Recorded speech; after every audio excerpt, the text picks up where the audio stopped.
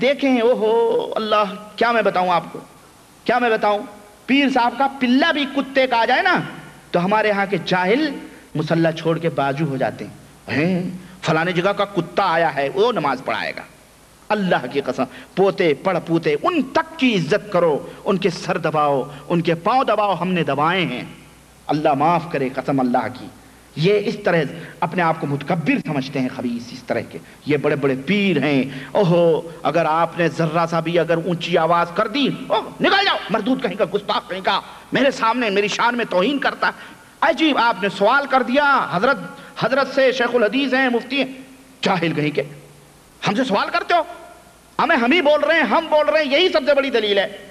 ایسے کو پکڑ کے گھسیٹ کے اور دو دینے کا اور بولنے کا تو بڑا دلیل والا ہے، دنیا اگر تو ہی دلیل ہے تو دنیا یہ مختلف ٹکڑیوں میں کیوں تقسیم ہے، کیوں یہ برباد ہو رہی ہے؟ ظالم اٹھ دے دلیل قرآن و سنت کی، تو اپنے فقیروں پتہ نہیں کن کن لوگ لاکھ کیڑے مکوڑوں کو لا کے ہمارے سامنے دلیل میں پیش کرتا ہے، اس کی کیا دلیل ہے؟ تو یہ اس طرح سے جو ہے لوگ تکبر کرتے ہیں، تکبر نہیں کرنا چاہیے۔ علم ہے بول دو ہاں ہے، دولت ہے تواضع اور انکساری اختیار کرو۔ شیطان ایسے لوگوں کے اوپر غالب ہوتا ہے اور پھر جیسے چاہتا ہے ان کو تاک دینا دن کی نچاتا ہے، اور لوگ ناچ رہے ہیں۔ تو ایسے لوگوں کے بارے میں یہ بہت بڑی سیٹ ہو، دولت مند ہو، سعودیہ سے کما کے گئے ہو، بلڈنگیں بناؤ، کاریں خریدے، سب کچھ خریدے، تکبر نہ کرنا، ورنہ اللہ کے نبی نے فرمایا ہے کہ تم جنت کے اندر نہیں داخل ہو سکتے ہو اگر تمہارے دل کے اندر ذرہ برابر۔ صحابہ کرام کو دیکھیں، صحابہ کرام نے فرمایا کہ اللہ کے نبی ہم اچھے کپڑے پہنتے ہیں، اچھے جوتے پہنتے ہیں، اچھے طرح سے لباس پہنتے ہیں، اچھے گھر میں رہتے ہیں، کیا یہ تکبر ہے؟ اللہ کے نبی نے فرمایا نہیں، یہ تکبر نہیں ہے، بلکہ اپنے سامنے اپنے بھائی کو حقیر سمجھنا یہ ہے، اپنے بھائی کو ذلیل کرنا، حقیر سمجھنا، یہ تکبر ہے، یہ کبر ہے۔ تم بہت بڑے متقی ہو، تم بڑے بڑے علامہ ہو، تم بہت بڑے مفتی ہو، تم بہت بڑے نمازی ہو، تم سب کچھ ہو، ٹھیک ہے بھائی، پھر تکبر کیوں کرتے ہو؟ ایسے لوگوں کے ایمان بھی، تقوی بھی، پرہیزگاریاں بھی اللہ طرف ایک رکھے گا اللہ تعالیٰ، اور ان کو کہے گا چل جہنم کے اندر۔ اللہ کو تکبر نہیں پسند ہے۔ اللہ نے فرمایا الکبریاء ردائی، تکبر میری چادر ہے، تکبر میری چادر ہے، اور اگر کوئی تکبر کرتا ہے تو گویا میرے چادر کو کھینچنے کی کوشش کرتا ہے، اللہ اس کو نہیں معاف کرے گا۔ تو میرے عزیز، میرے دوست، تکبر نہ کرنا، کبھی گھمنڈ نہ کرنا، نہ دولت پر، نہ علم پر، نہ حسن پر، نہ جمال پر، نہ کسی بھی گھر پر، نہ گاڑی پر، تواضع اور انکساری اختیار کرو۔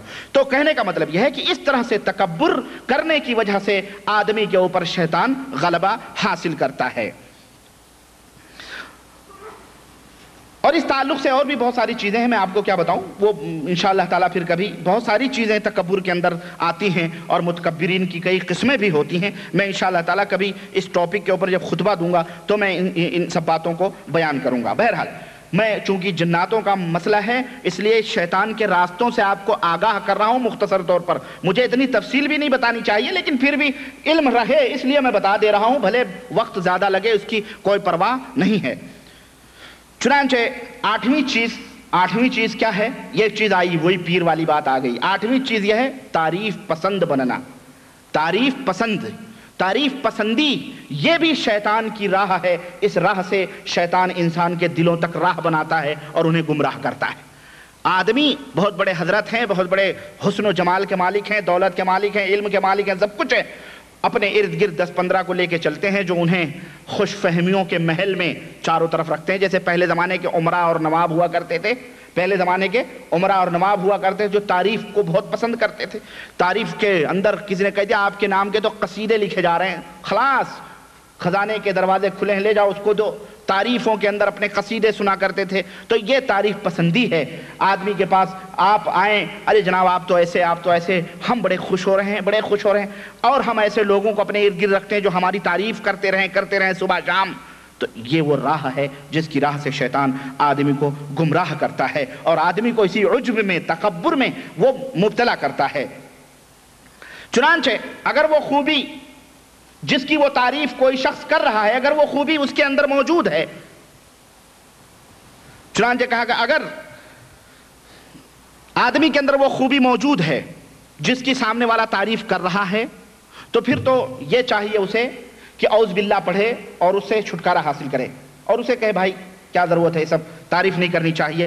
اپنے عیبوں کو یاد کرے, اپنے گناہوں کو یاد کرے فوری طور پر. جس کی تعریف کی جا رہی ہے وہ فوری اپنے عیبوں کو, اپنے گناہوں کو یاد کرنے لگے اور اس کی تعریف کی طرف توجہ نہ دے. اور اگر وہ خوش ہوا اور اس کی تعریف کے اوپر توجہ کیا تو خلاص, وہ سمجھو وہیں شیطان اس کے اوپر غالب ہوا.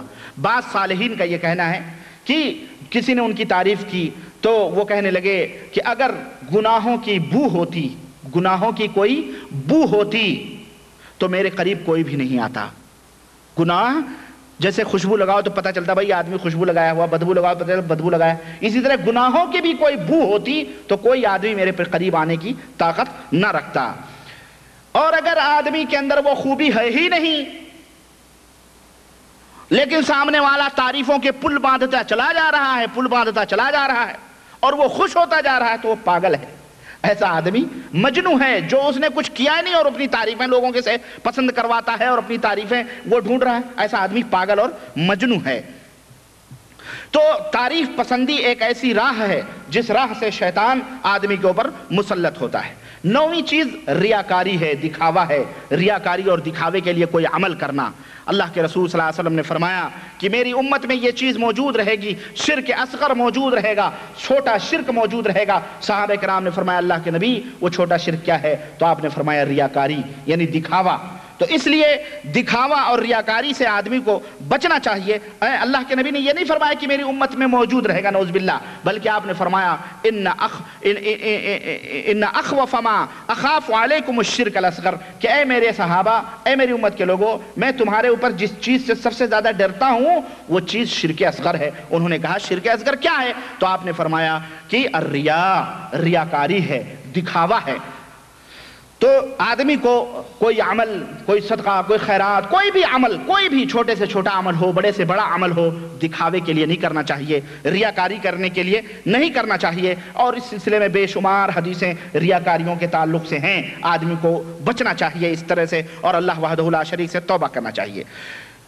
10ویں چیز ہے عجب یعنی خود پسندی, خود نمائی, خود پسندی. یہ تکبر سے الگ چیز ہے. تکبر میں 3 چیزیں ہوتی ہیں, ایک تکبر کرنے والا, اور ایک جس چیز کے ذریعے تکبر کیا جاتا ہے, اور تیسری چیز ہے جس کے اوپر تکبر کیا جاتا ہے.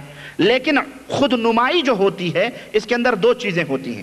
ایک خود جو وہ خود جس کی وجہ سے وہ تکبر کر رہا ہے یا عجب پیدا اس کے اندر ہو رہا ہے, اور خود وہ عجب جس کے اندر وہ چیز پیدا ہو رہی ہے. 2 ہی چیزیں ہوتی ہیں. اللہ نے آپ کو دولت دیا, سب کچھ دیا ہے, تو اب آپ جو ہے بڑے ہی کسی کے اوپر آپ کچھ نہیں کر رہے ہیں لیکن خود پسندی, خود نمائی, بس اپنے آپ کو لوگوں کے درمیان اوپن ظاہر رکھنا چاہتے ہیں, بالکل بالا تر رکھنا چاہتے ہیں. یہ اس کو کہتے ہیں عجب. اس کے ذریعے سے بھی شیطان آدمی کے اوپر داخل ہوتا ہے اور آدمی کو اس سے بچنا چاہیے.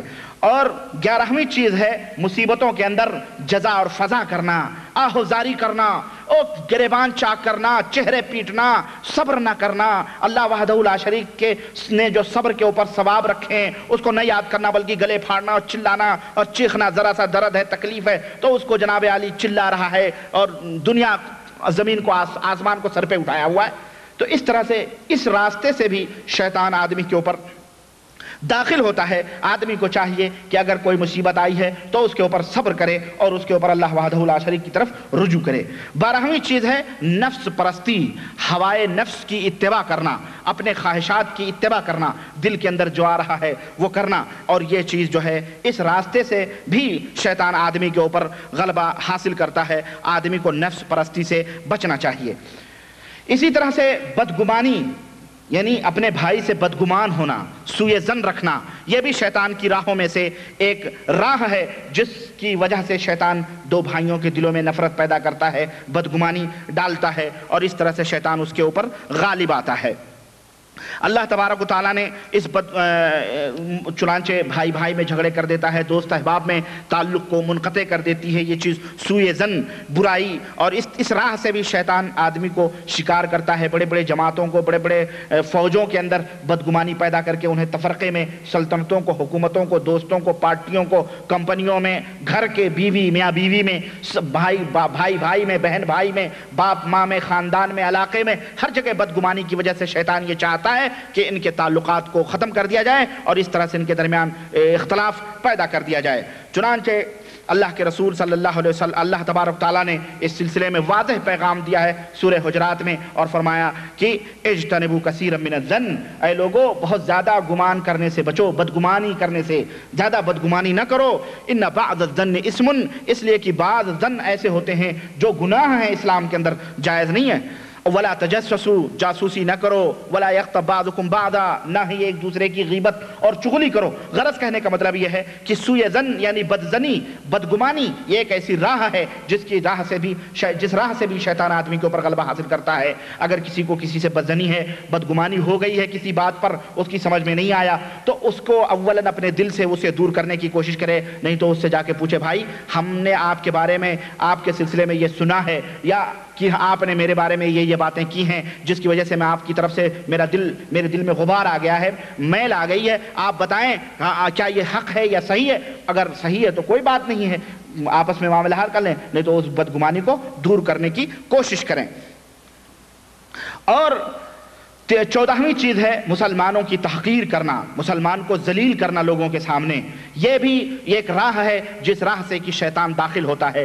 آدمی جب کسی کے اوپر آتا ہے، مسلمان کے اوپر، تو اس کی تذلیل کرتا ہے، تحقیر کرتا ہے اپنے بھائی کی، اور اسے لوگوں کے سامنے، ٹھیک ہے اگر وہ کوئی عیب رکھتا ہے، اگر کسی چیز کا اس کے اندر کمی ہے، تو آپ کا یہ فرض ہے کہ آپ اس کو نصیحت کر دیں کسی تنہائی میں کہ میرے بھائی آپ کے اندر یہ کمیاں ہیں، آپ بجائے اس کے آپ مائک لے کر کے ممبر پہ کھڑ کر کے جو ہے اس کی تذلیل کریں اور اس کی تحقیر کریں، یا بھرے چوراہوں پر اس کی تذلیل کریں، چاہے وہ مرد ہو یا عورت ہو، تو یہ حرام ہے اسلام کے اندر کسی کی تحقیر اور کسی کی تذلیل کرنا۔ اللہ وحدہ لا شریک کے نزدیک یہ بہت بڑا گناہ ہے۔ چنانچہ اللہ کے رسول صلی اللہ علیہ وسلم نے فرمایا کہ بحسب امرئ من الشر ان يحقر اخاه المسلم، رواہ مسلم، صحیح مسلم کی روایت میں اللہ کے نبی نے فرمایا آدمی کے برا ہونے کی سب سے بڑی دلیل یہی ہے کہ وہ اپنے بھائی کی تذلیل کرے، اپنے بھائی کی تحقیر کرے، لوگوں کے سامنے اس کو ذلیل کرے۔ اس آدمی کے برا ہونے کے لیے سب سے بڑی دلیل یہی ہے۔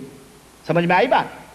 تو یہ حرام ہے اسلام کے اندر، بلکہ آدمی کو چاہیے کہ اس کی عزت نفس کا خیال کرے، اس کی عزت و آبرو کا خیال کرے، اور اگر اس کے بارے میں وہ خیر اور ہمدردی رکھتا ہے تو اسے آڑ میں لے جا کر کے اس کو نصیحت کر دے۔ اور 15ویں چیز ہے گناہوں کو حقیر سمجھنا۔ شیطان آپ کی نظروں میں چھوٹے چھوٹے گناہوں کو کیا کرتا ہے؟ حقیر بناتا ہے۔ ارے یہ چھوٹا گناہ ہے، کوئی بات نہیں، چلے گا، یہ بھی گناہ ہے، یعنی گناہوں کو حقیر آپ کے دلوں میں ڈالتا ہے، یہ چھوٹے چھوٹے گناہ کوئی بات نہیں، کرتے رہو، لیکن یہ بہت بڑی بات ہے، اس سے آدمی کو بچنا چاہیے۔ 16ویں چیز ہے اللہ کی گرفت سے بے خوف ہو جانا، غافل ہو جانا، اور یہ سوچ، اور یعنی اس کا بھی ہوش نہیں رہنا کہ اللہ وحدہ لا شریک کب کس کو پکڑ لے۔ اللہ وحدہ لا شریک کے اس سے بے خوف نہیں ہونا چاہیے۔ چنانچہ اللہ تبارک و تعالیٰ نے فرمایا افامنوا مکر اللہ فلا یامن مکر اللہ الا القوم الخاسرون، کیا یہ لوگ اللہ کی گرفت سے بے خوف ہو چکے ہیں، غافل ہو چکے ہیں؟ ارے اللہ کے پکڑ سے، اللہ کی گرفت سے وہی لوگ بے خوف ہوتے ہیں جو خسارہ اور گھاٹا اٹھانے والے لوگ ہیں۔ اس لیے اللہ کی گرفت سے کبھی بھی بے خوف نہیں ہونا چاہیے، غافل نہیں ہونا چاہیے، بلکہ اللہ وحدہ لا شریک سے ڈرتے رہنا چاہیے کہ کبھی بھی اللہ وحدہ لا شریک کی گرفت آ سکتی ہے، اس لیے اس کی نافرمانی نہ کریں، اللہ تبارک تعالیٰ سے جلد از جلد توبہ کر لیں۔ 17ویں اور آخری چیز ہے اللہ کے رحمتوں سے نا امید ہو جانا۔ انسان، شیطان آتا ہے اور آپ نے گناہ کیا، جرم کیا، اور آپ گناہوں پہ گناہ کرتے گئے، گناہوں پہ گناہ کرتے گئے۔ شیطان نے کہا دیکھو اب تو تم گناہوں میں اتنے دور نکل چکے ہو کہ اب تمہارے توبہ کرنے کا بھی کوئی سارے راستے بند ہیں، اب تم توبہ بھی کرو گے تو تمہیں کچھ، شیطان اس طرح سے تمہارے دلوں میں ڈالتا ہے اور اللہ کی رحمت سے نا امیدی تمہارے دلوں میں پیدا کرتا ہے کہ اللہ کی رحمت سے نا امید ہو جاؤ۔ تو یہ شیطان کی راہ ہے۔ اللہ کے نیک بندے جو ہیں وہ کبھی بھی اللہ کی رحمت سے نا امید نہیں ہوتے ہیں، بلکہ اللہ وحدہ لا شریک کی رحمت و کرم سے جو ہے با امید رہتے ہیں۔ قرآن کریم میں اللہ تعالیٰ نے فرمایا قل یا عبادی الذین اسرفوا علی انفسہم، اے میرے نبی میرے بندوں سے کہہ دو کہ اے میرے بندوں جنہوں نے اپنے نفسوں کے اوپر ظلم کیا ہے، لا تقنطوا من رحمت اللہ، چوری کی، بدکاری کی، گھٹیائی کی اور دیگر بڑے سے بڑی برائیاں کریں، اللہ کی رحمت سے نا امید نہ ہو، اللہ سے توبہ کرو گے اللہ تعالیٰ تمہیں معاف کر دے گا۔ ان اللہ یغفر الذنوب جمیعا، اللہ تمام گناہوں کو معاف کرنے والا ہے، انہ هو الغفور الرحیم، وہی گناہوں کو معاف کرنے والا، رحم کرنے والا ہے۔ تو شیطان اللہ کی رحمت سے بندے کے دل میں نا امیدی ڈالتا ہے کہ چل اب تو نکل ہی پڑا ہے، ڈاکہ ڈنی اب تو معافی اللہ کیا نہیں ہو سکتی، شراب پیرا بدکار، یہ چل تجھے معافی وفی نہیں ملے گی، چل۔ تو اس راستے سے بھی شیطان آدمی کے دلوں کے اندر داخل ہوتا ہے۔ تو میرے عزیز، یہ چند راستے تھے شیطان جن راہوں سے آپ کے اوپر غلبہ حاصل کرتا ہے اور تسلط حاصل کرتا ہے۔ یہاں تک یعنی شیطان کے مختلف راستے میں نے آپ کے جو یعنی احادیث سے، چند احادیث کے ذریعے سے میں نے آپ تک بتائیں۔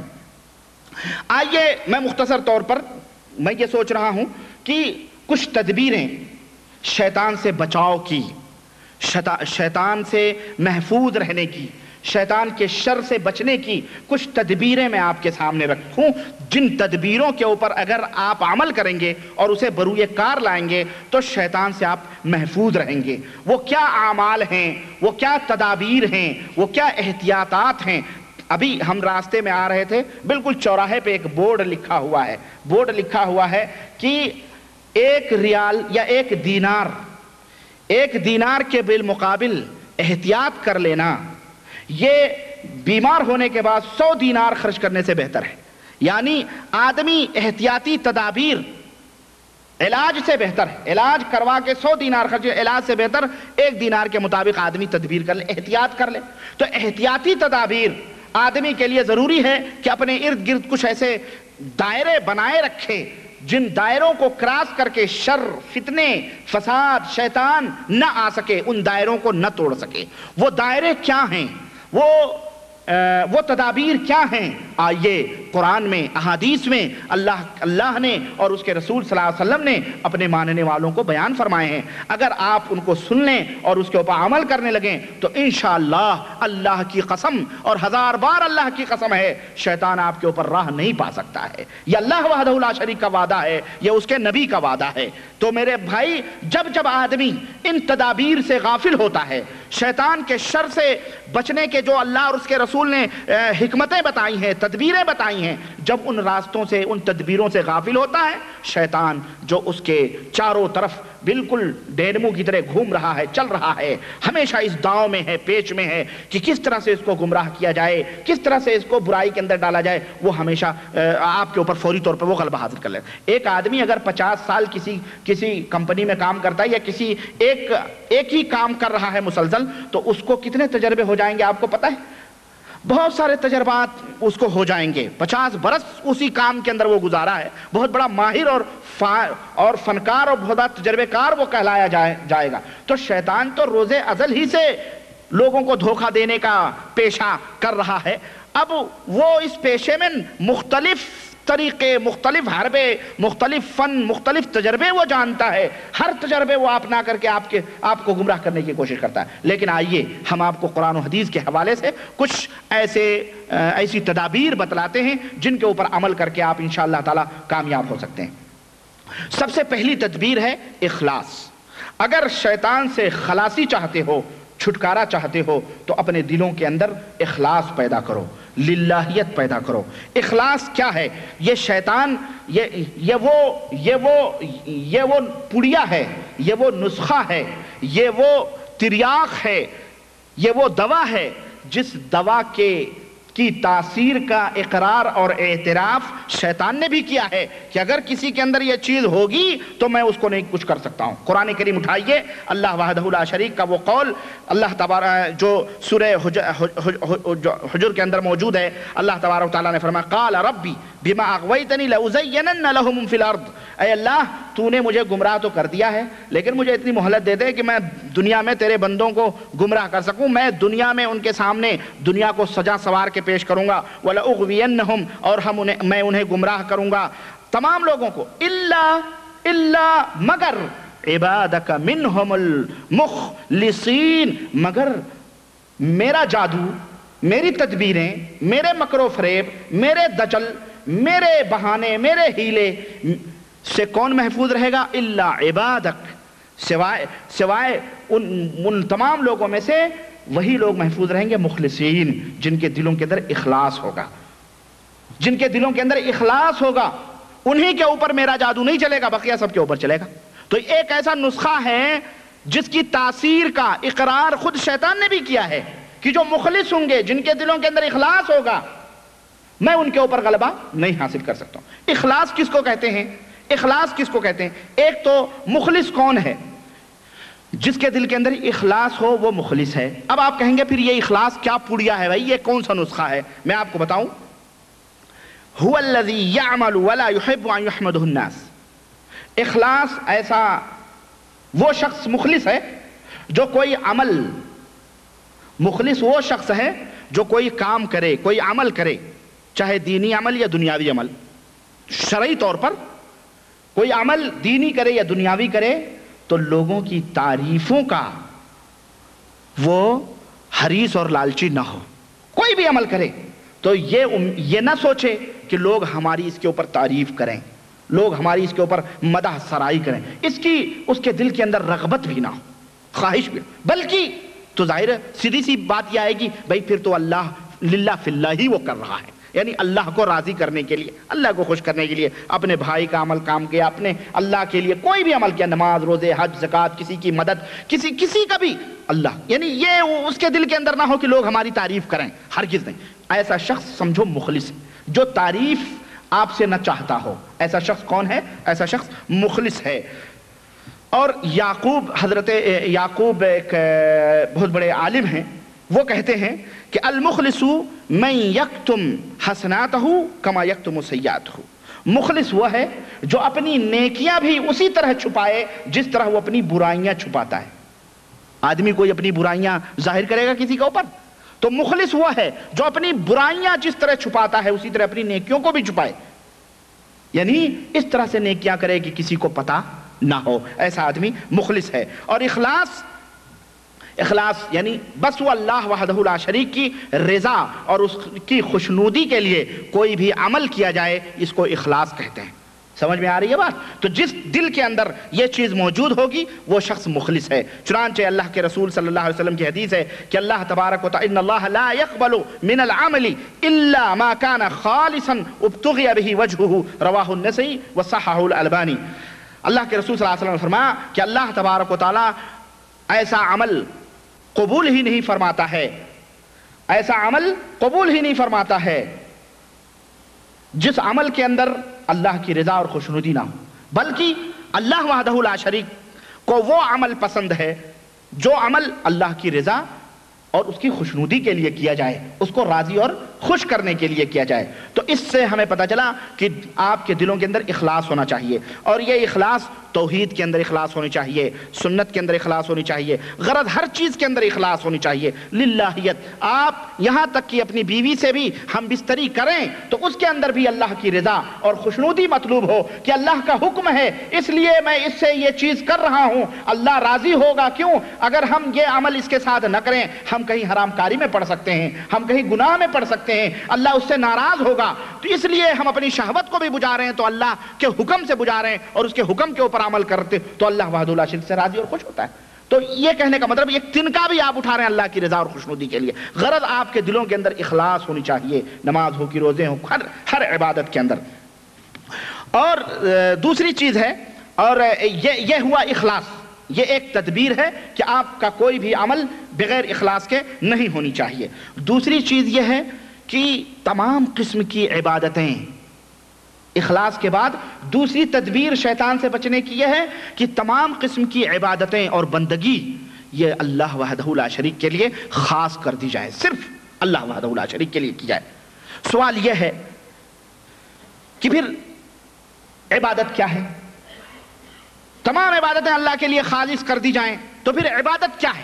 آئیے میں بتاتا ہوں۔ عبادت ایک اسم جامع لکل ما یحبہ اللہ ویرضاہ، ایک ایسا جامع اسم ہے، ایک ایسا جامع نام ہے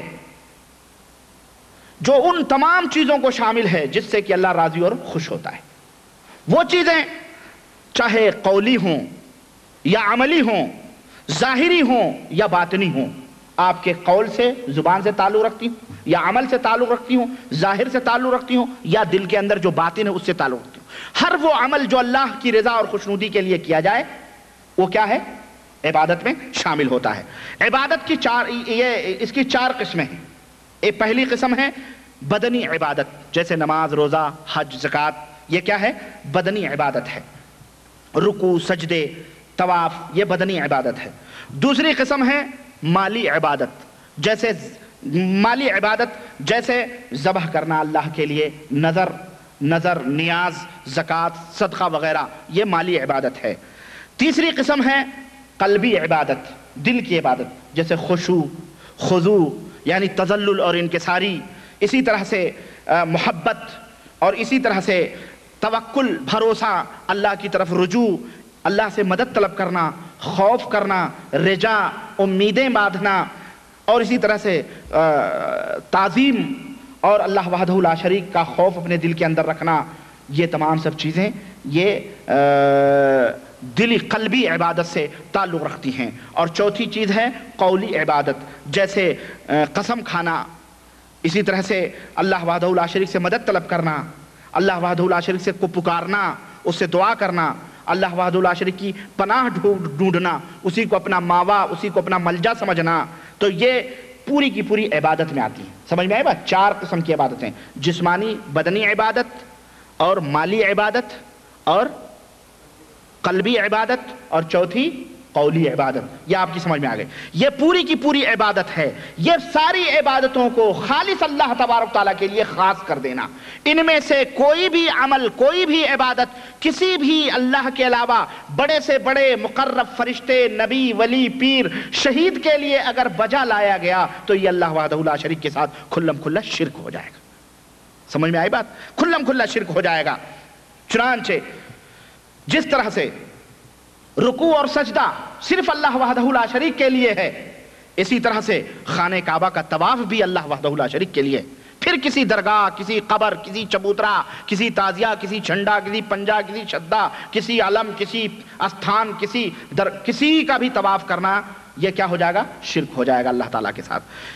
اسی طرح سے ذبح کرنا، یہ مالی عبادت میں آتا ہے، اللہ وحدہ لا شریک کے لیے ہے۔ یہ اگر کسی نے یہ فلانے پیر کا بکرا، یہ فلانے حضرت کا مرغا، یہ ہٹھیلے کا مرغا، یہ فلانے کا مرغا، یہ غیبن شاہ کا، یہ دربن شاہ کا، یہ برہنہ پیر کا، یہ جو اجالے شاہ کا مرغا، اندھیرے شاہ کی مرغی وغیرہ، یہ فلانی، یہ تمام سب چیزیں یہ جو ہے عبادت ہیں، اور یہ اللہ وحدہ لا شریک کے لیے خاص ہیں، کیونکہ اللہ کے رسول صلی اللہ علیہ وسلم نے فرمایا کہ لعن اللہ من ذبح لغیر اللہ، رواہ مسلم، صحیح مسلم کی روایت میں اللہ کے نبی نے فرمایا کہ اللہ کی لعنت ہوتی ہے اس آدمی پر جو اللہ کو راضی کرنے کے لیے نہیں بلکہ غیروں کو راضی کرنے کے لیے ذبح کرتا ہے۔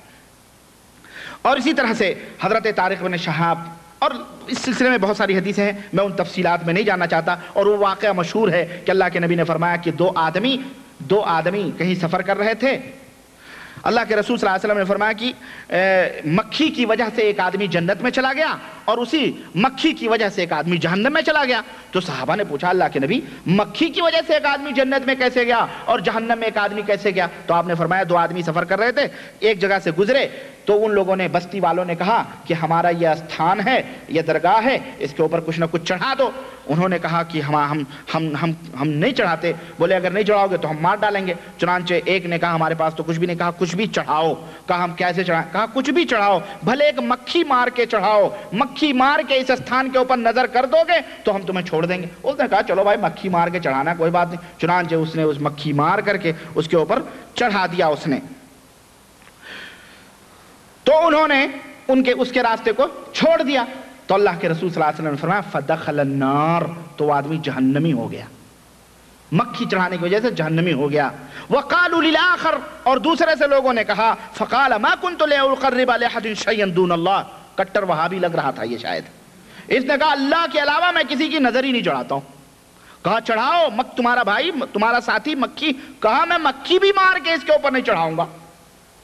ہاں جیسے آج کل وہابی لوگ کہتے ہیں نا اے درگاہ فرگاہ ہم کچھ نہیں جانتے ہیں یار، تم لوگ جاؤ ڈرو، تم مکھی کا جوتے بھی میں وہاں ماروں، وہاں میں جاؤں گا ہی نہیں، ہے نہیں۔ ایسے اس نے کہا میں مکھی بھی سوچیں سفر کا عالم ہے، وطن سے دوری ہے، تلوار سر پہ کھڑی ہے، دشمن بھی ہیں، چڑھانا سب کچھ ہے، اس کے باوجود بھی ایک موحد کا عالم یہ ہوتا ہے کہ ایک حقیر سی مکھی بھی اس استھان کے اوپر چڑھانا اس کو گوارا۔ اللہ کے رسول صلی اللہ علیہ وسلم نے فرمایا فَضَرَبُوا عُنْقَهُ، تو ان لوگوں نے جب یہ دیکھا کہ وہ کچھ بھی مکھی بھی نہیں چڑھائے گا، فَضَرَبُوا عُنْقَهُ، تو اس کی گردن انہوں نے مار دی، اسے قتل کر دیا، فَدَخَلَ الْجَنَّةِ، تو وہ جنتی ہو گیا۔ اللہ اکبر۔ آج تو مکھی رہی، اونٹ لوگ ذبح کر رہے ہیں، اتنے بڑے بڑے جو مکھی کا 1000 گنا لاکھوں کروڑوں گنا ہے، بکرے، مرغے، مٹھائیاں، بندیاں، جلیبیاں، چادریں، دوپٹے اور کیا کہتے ہیں کیوڑے، گلاب، اگربتیاں، سب چڑھائے جا رہے ہیں اور کہہ رہے ہیں ولی اللہ کا تقرب حاصل کر رہے ہیں۔ یہی لوگ ہیں، میں کیا مثال دوں، جانے دیں۔ بہرحال میرے عزیز، جب وہ بندہ مکھی چڑھانے کی، اب کوئی کہے جی وہ تو ان کے استھان تھے، کافروں کے استھان تھے، اس لیے اب وہ کافر استھان رکھ کے پوجے تو بھی مشرک، تو بھی استھان بنا کے پوجے، اپنے ہاتھوں سے ٹھٹھ بنا کے پوجتا ہے، کھپچیاں بنا کے، رنگ برنگے کاغذ لگا کے اور امام حسین کا نعرہ لگا کے شہید سمجھ کر کے اس کو تو بھی تو پوجتا ہے۔ گلگلے، سواریاں اور بھجیے وہاں پر چڑھائے جاتے ہیں 10ویں محرم کو، کیلے، سب کچھ ہم لوگوں نے دیکھا، سب کچھ جانتے ہیں، کیا یہی سب تو ہوتا ہے، چلے، شدے، پنجے، علم، سب کچھ تو پوجے جا رہے ہیں آج کل۔ تو وہ بیچارہ کفر کے نام پہ کرے تو کافر، تم اسلام کا نام لے کے کرو تو تمہارے اندر تم بہت بڑے مسلمان ہو گئے۔ ارے تم بھی وہی ہو، ایک حمام میں دونوں ننگے، دونوں اسی زمرے کے اندر، کوئی فرق تم میں بھی نہیں ان میں بھی نہیں، سمجھ رہے ہیں؟ اس لیے یہ پوری کی پوری چیزیں عبادت ہیں، یہ اللہ وحدہ لا شریک کے لیے ہونی چاہیے۔ اللہ نے فرمایا فصل لربک وانحر، اللہ کے لیے نماز پڑھو، اللہ کے لیے قربانی کرو۔ اسی طرح سے یہ یعنی یہ عبادتیں ہیں اور عبادتوں میں غیروں کو شریک نہیں کرنا چاہیے۔ حضرت امام شافعی رحمۃ اللہ علیہ کا ایک شعر مجھے یاد آیا کہ حضرت امام شافعی رحمۃ اللہ علیہ فرماتے ہیں، یعنی یہ ان لوگوں کی، یعنی ایسا شخص جو شخص کی اللہ سے محبت کا دعویٰ کرے، اس کی نشانیوں میں سے امام شافعی رحمۃ اللہ علیہ ایک شعر کہتے ہیں کہ کیا نشانی ہوتی ہے محبت کرنے والے کی۔ جو لوگ اللہ اور اس کے رسول سے محبت کے دعوے کرتے ہیں ان کے لیے امام شافعی رحمۃ اللہ علیہ کا ایک شعر ہے، کہتے ہیں کہ تعصی الالہ وانت تظہر حبہ، اللہ کی نافرمانیاں کرتے ہو اور اللہ سے محبت کے دم بھرتے ہو، ھذا محال فی القیاس بدیع، یہ بہت محال اور قیاس سے بہت دور بات ہے۔ لو کان حبک صادقا لاطعتہ، اگر تیری محبت سچی ہے تو تو اللہ کی اطاعت اور فرما برداری کرتا۔ ان المحب لمن يحب مطیع، اس لیے کہ جو کسی سے محبت کرتا ہے وہ اس کا فرما بردار بھی ہوتا ہے، وہ اس کی اطاعت اور فرما برداری بھی کرتا ہے۔ اور اللہ اور اس کے رسول سے سچی محبت کی نشانی یہ ہے کہ تمام عبادتیں اللہ وحدہ لا شریک کے لیے خالص کر دی جائیں۔ اسی طرح سے اللہ نے فرمایا کہ اللہ اور اس کے رسول سے اگر تم محبت کرنا چاہتے ہو تو میرے نبی کے پیچھے پیچھے چلو، فاتبعونی یحببکم اللہ، میرے نبی کے پیچھے پیچھے چلو، اللہ تمہیں اپنا محبوب بنا لے گا۔ یہ سب سے بڑی سچی محبت کی نشانی ہے۔ آدمی کو اسی طرح سے اللہ اور اس کے رسول سے محبت کرنی چاہیے سچے دل سے۔ اسی طرح سے توکل اور بھروسہ ہے، یہ اللہ کی عبادت ہے، اللہ کے سوا کسی اور کے اوپر توکل اور بھروسہ نہیں کرنا چاہیے، کیونکہ وہی سب اسباب کا پیدا کرنے والا ہے، وہی تمام کائنات کے اندر تدبیر کرنے والا ہے۔ اسی طرح سے مدد طلب کرنا ہے تو اللہ وحدہ لا شریک سے کرے، ایاک نعبد و ایاک نستعین، ہم اللہ تیری ہی تجھ سے ہی مدد چاہتے ہیں اور تیری ہی عبادت کرتے ہیں۔ اسی طرح سے اللہ کے رسول صلی اللہ علیہ وسلم نے فرمایا اذا استعنت فاستعن باللہ، جب کسی سے مدد طلب کرو تو صرف اللہ سے مدد طلب کرو اور کسی سے مدد نہ طلب کرو۔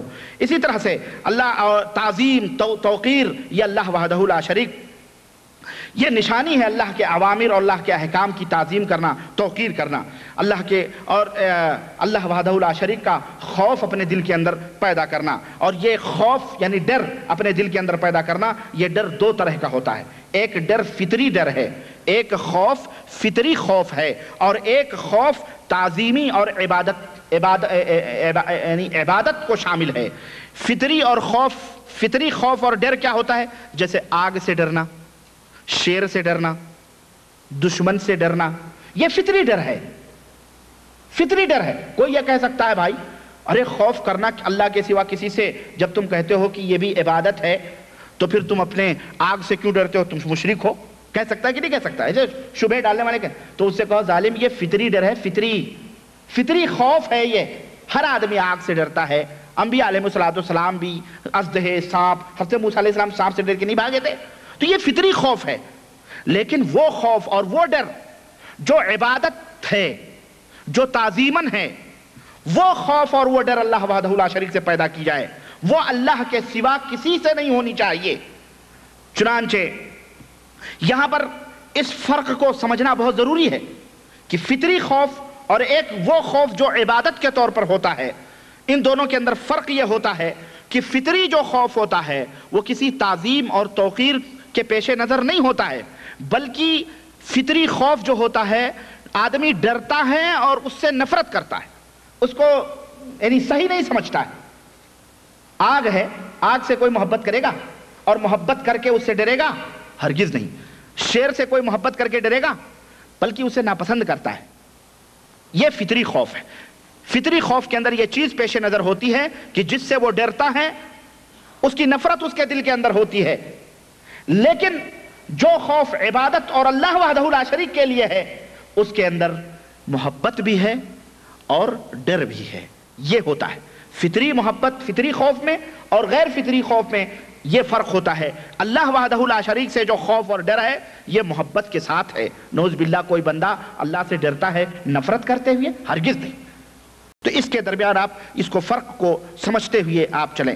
اسی طرح سے رجا یعنی امید کرنا اللہ وحدہ لا شریک سے، قسم اللہ وحدہ لا شریک کے سوا کسی اور کی نہیں کھانا. بہت سارے لوگ محبت میں کہ تیرے سر کی قسم، تیرے ٹوپی کی قسم، تیرے باپ کی قسم، میرے ابا کی قسم، فلانے پیر کی قسم، فلانے درگاہ کی قسم، فلانی قسم. تو یہ حرام ہے اسلام کے اندر، یہ نہیں کرنا چاہیے، بلکہ یہ قسم صرف اللہ وحدہ لا شریک کے لیے ہے. اسی طرح سے پکارنا، دعا مانگنا یہ اللہ وحدہ لا شریک سے ہے، کیونکہ اللہ کے نبی نے فرمایا الدعاء هو العبادہ، دعا ہی عبادت ہے. تو اس طرح سے یہ دوسری قسم کی تدبیر رہی کہ اخلاص اور للہیت سے اللہ وحدہ لا شریک کے لیے تمام عبادتیں خالص کر دی جائے اور کسی غیر کے لیے وہ عبادت نہ کی جائے. تیسری تدبیر شیطان سے بچنے کی یہ ہے کہ آدمی کو چاہیے کہ مسلمانوں کی جماعت کو لازم پکڑے.